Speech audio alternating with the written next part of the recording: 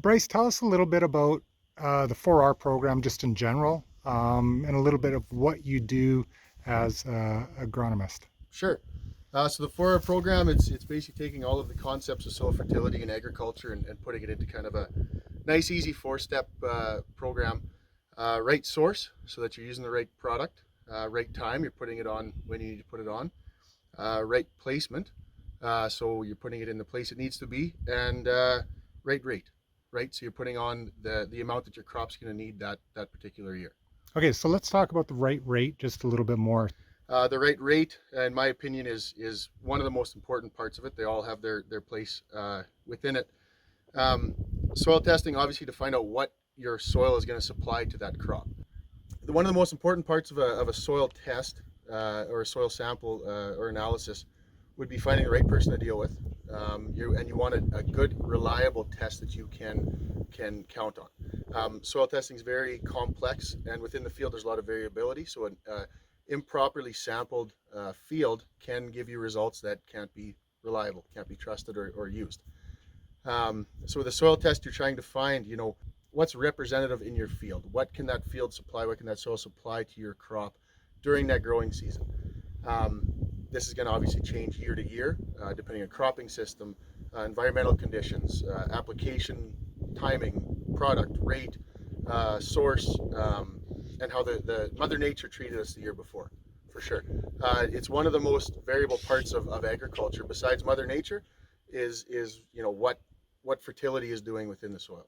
So what would you say to people that, do the same program year after year after year without actually seeing what the soil needs?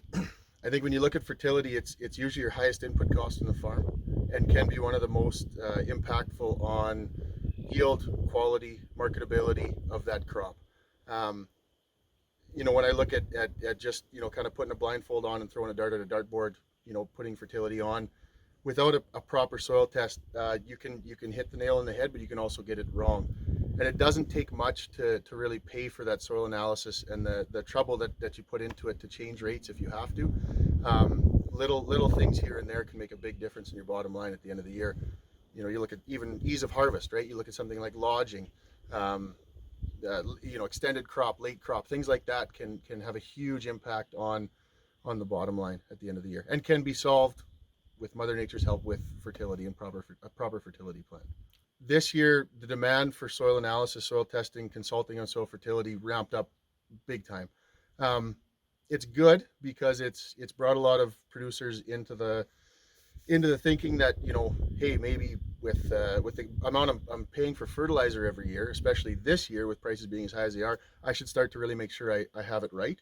I would say don't let the prices today dictate what you're doing going forward. If prices still drop, it's still a huge input cost in your farm and still has a huge impact on your bottom line.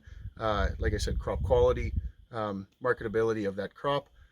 You need to know what's in the soil. You need to know what you need to put out there every year.